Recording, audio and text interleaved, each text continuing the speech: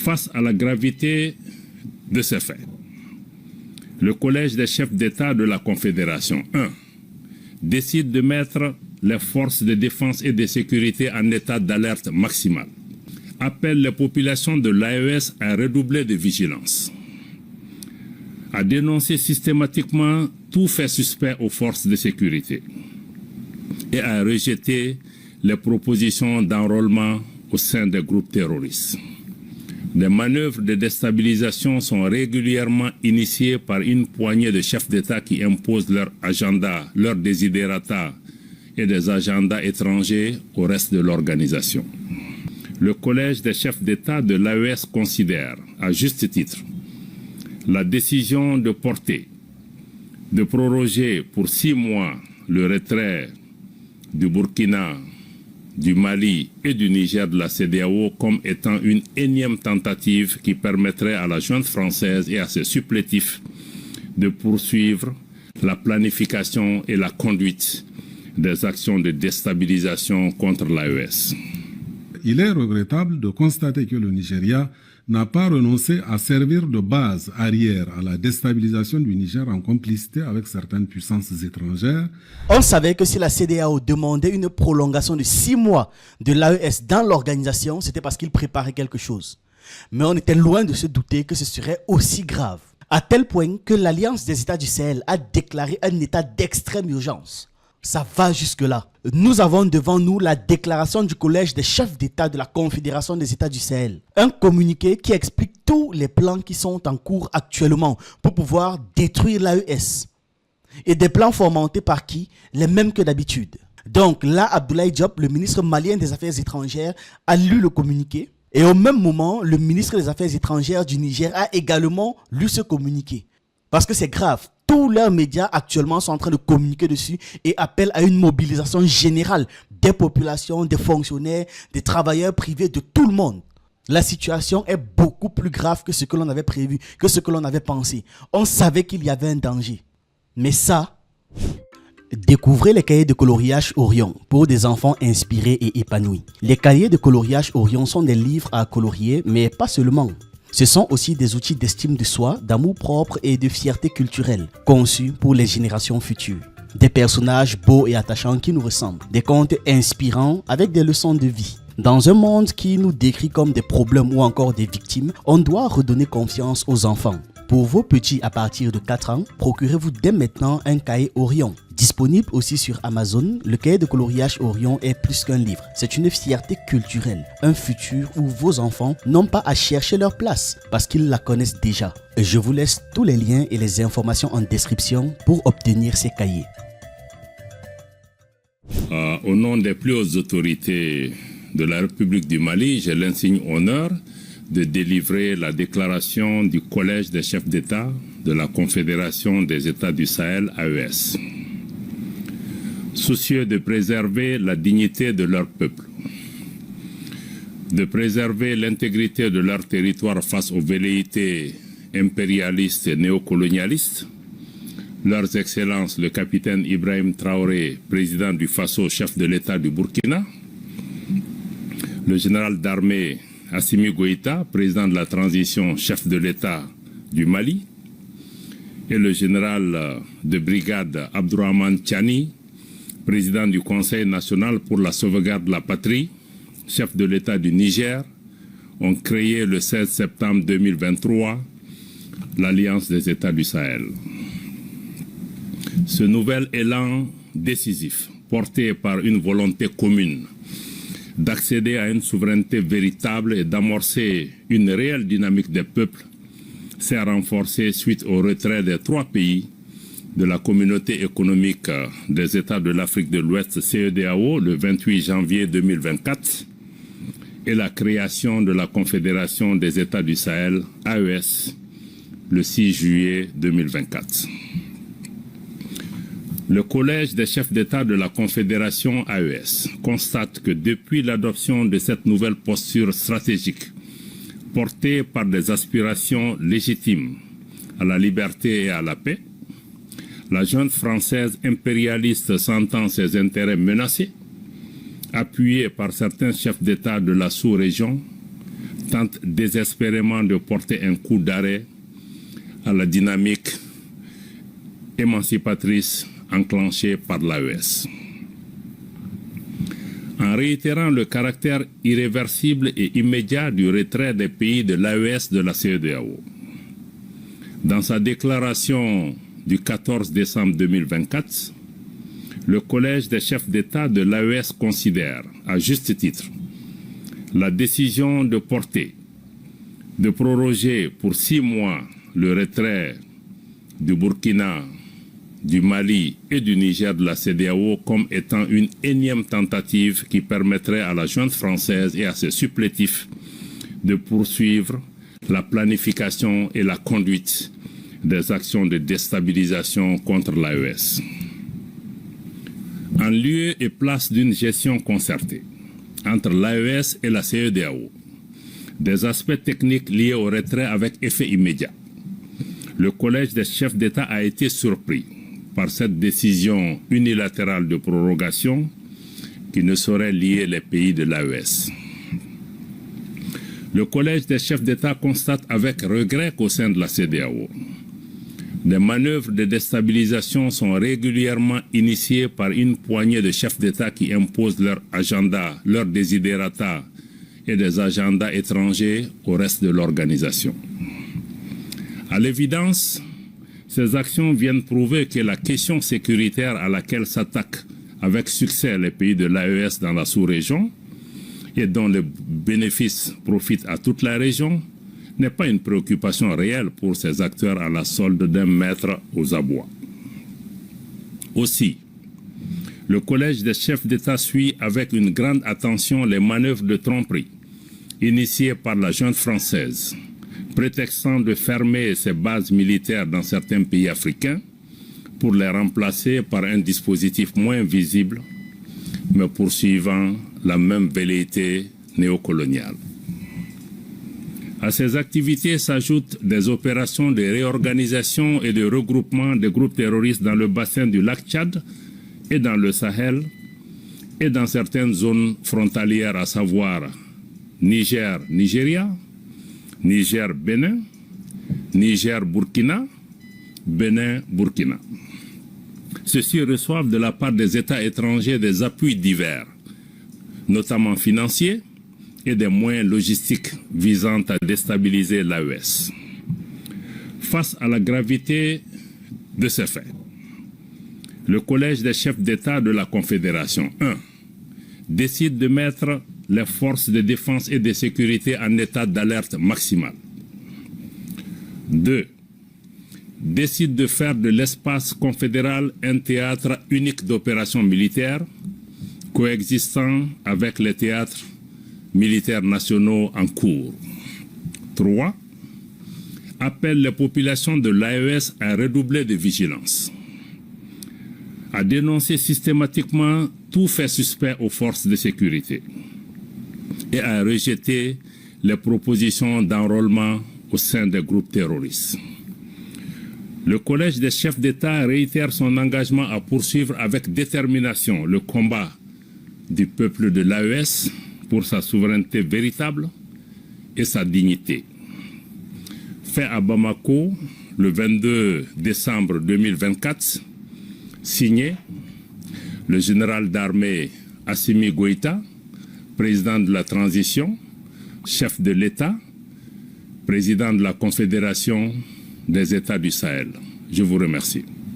Ouais, pendant qu'on était en train d'écouter le communiqué, il y a eu coupure d'électricité. Donc, on va continuer en audio. Alors, globalement, ce que ce communiqué explique, c'est que l'AES, dans son souci, depuis qu'on le sait, depuis le début, d'avoir une pleine et entière souveraineté, se confronte à la France qui, elle, ne veut pas, qui continue de refuser et continue d'enchaîner des manœuvres de déstabilisation pour pouvoir maintenir ces pays-là sous son contrôle. Et comment est-ce que les gars fonctionnent? Avec l'aide, bien évidemment, de la CEDEAO, une organisation qui est censée être alliée, amie, qui est censée permettre au pays de se déployer. C'est plutôt maintenant les intérêts de la France en essayant par tous les moyens possibles et à leur disposition de déstabiliser les pays de l'AES. Et donc, c'est pour ça que, n'ayant d'autres choix, et vous écoutez, il a même qualifié le gouvernement français de junte. Là, ce n'est plus la blague, ce n'est plus la plaisanterie. Ce n'est plus les subtilités géopolitiques, géostratégiques, non. Maintenant, ils sont dans des dénonciations claires et nettes, sans mots inutilement politiques. Il a bien dit, la junte française. Et parce qu'ils n'ont pas d'autre choix, parce qu'ils doivent se défendre, ils ont donc décidé de mettre les forces de défense et de sécurité en état d'alerte maximale, en appelant même toutes les populations de l'AES à participer et à dénoncer systématiquement toute situation suspecte. Tout geste suspect, tout acte suspect doit être immédiatement dénoncé. Donc, il demande à ce que toute la population devienne les yeux et les oreilles de l'armée, les yeux et les oreilles des gouvernants. Les gars enchaînent. On parle de différentes bases qui sont en train de se préparer un peu de partout. Des ONG qui se mobilisent. C'est extrêmement grave. Ce n'est pas pour rien qu'il déclare l'état d'alerte maximal. L'état d'alerte maximal. Chouette. C'était une petite coupure, c'est revenu au cours du tournage. Donc, on continue en face caméra. Tout ça démarre parce que l'AES a décidé de maintenir son départ de la CEDEAO et a rejeté la prolongation de 6 mois qui avait été proposée. Bien évidemment qu'ils allaient refuser. On a tous très bien vu et très bien compris que c'était un piège. Mais dès qu'ils ont refusé, il y a eu des mouvements qui se sont faits au sein de la CEDEAO qui a poussé l'AES à se mettre en état d'alerte. On vous parle quand même de groupes qui sont déjà en train de se former. On vous parle même des principaux axes. Il les a tous cités. À ces activités s'ajoutent des opérations de réorganisation et de regroupement des groupes terroristes dans le bassin du lac Tchad et dans le Sahel et dans certaines zones frontalières, à savoir Niger-Nigeria, Niger-Bénin, Niger-Burkina, Bénin-Burkina. Le Niger a convoqué la chargée d'affaires de l'ambassade du Nigeria à Niamey le mercredi 18 décembre pour protester contre ce que le gouvernement nigérien qualifie de manœuvre de déstabilisation orchestrée depuis le Nigeria. Les autorités nigériennes accusent les services de sécurité nigérians de complicité dans des attaques visant le pipeline Niger-Bénin, notamment près de la localité de Diondjou, Lido et Karakara dans la région de Dosso. Selon la télévision nationale RTN, ces attaques de sabotage auraient été planifiées depuis le Nigeria avec la participation des fugitifs de l'ancien régime nigérien agissant de concert avec certains officiels nigérians. Ces actions viseraient à déstabiliser le Niger par des actes subversifs et à semer le chaos dans les villes et les villages du pays. Le ministre des Affaires étrangères du Niger a exprimé la vive désapprobation de son gouvernement, dénonçant un silence complice des autorités nigérianes face à ces actes en contradiction avec leurs déclarations en faveur d'une normalisation des relations bilatérales, selon les informations relayées par RTN. Outre donc les attaques contre le pipeline, le Niger s'inquiète de la présence des forces étrangères à ses frontières, notamment dans les camps en construction à Gigani et Gidankata, situés du côté nigérian. Ils ont raison de s'inquiéter. On sait ce qui est en train de se jouer actuellement. Ils ont raison de s'inquiéter. À un moment donné, il faudrait que ceux qui défendent la CEDEAO arrêtent de prendre des autres pour des ahuris, pour des gens qui sont fous. Ils ont raison de s'inquiéter. Le gouvernement nigérien a fermement condamné ces attaques abjectes et ces entreprises honteuses de déstabilisation contre un pays frère. Tout en affirmant sa détermination à identifier et à punir les responsables, le Niger s'engage à prendre toutes les mesures nécessaires pour garantir la paix et la sécurité de sa population. Le ministre a rappelé que le Niger est un pays de paix. Il n'a jamais agressé et ne servira jamais de base arrière pour déstabiliser un pays tiers, encore moins un voisin. Le Conseil national pour la sauvegarde de la patrie et le gouvernement travaillent à entretenir de bonnes relations avec les pays du monde entier sur le principe de la non-ingérence dans les affaires intérieures. Le ministre a rappelé les rapports étroits qui caractérisent les relations entre le Niger et le Nigeria, deux pays liés par l'histoire et la géographie. Ces relations ont malheureusement été éprouvées par les sanctions et la menace d'une attaque militaire de la CEDEAO contre le Niger, soutenue fermement par les autorités du Nigeria.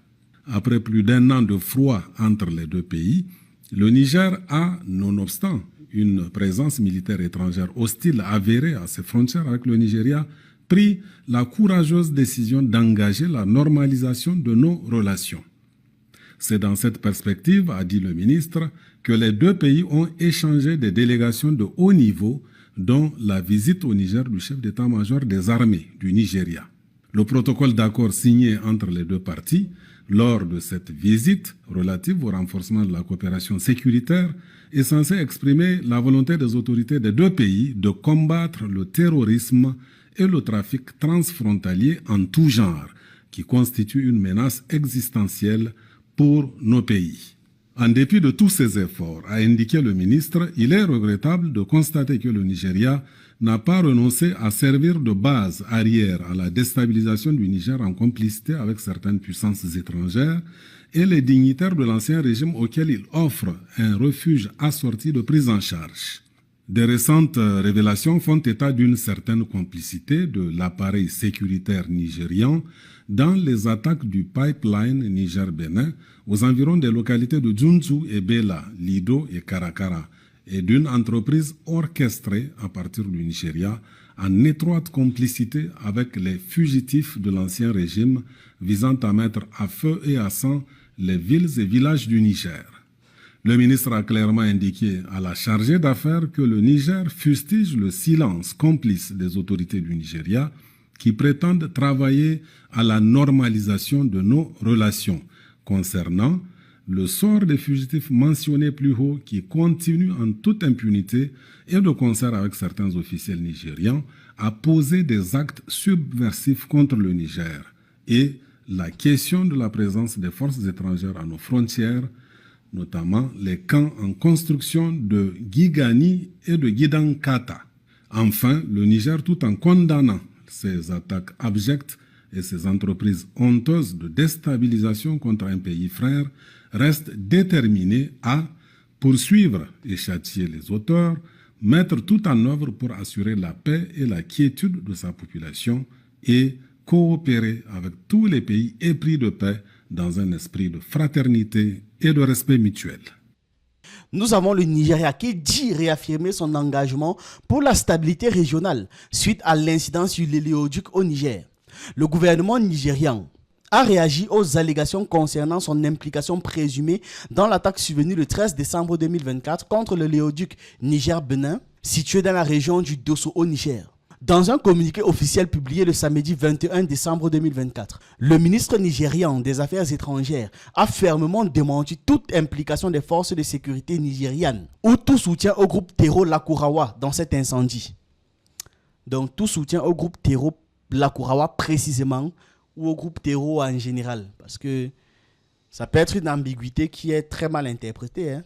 Le Nigeria a exprimé ses condoléances au gouvernement nigérien suite à cette attaque et a souligné son engagement continu dans la lutte contre le terrorisme, réaffirmant qu'ils ne vont ni tolérer ni soutenir les activités de tels groupes. Le communiqué précise que les auteurs de l'attaque n'ont reçu aucun soutien des autorités du Nigeria. Voici donc la situation. Il faut toujours rester au taquet. Les choses peuvent virer à tout moment. L'AES est en train de mener des combats sur tous les fronts, à tous les niveaux, à toutes les échelles. Et ceux qui sont censés être des frères participent à ça.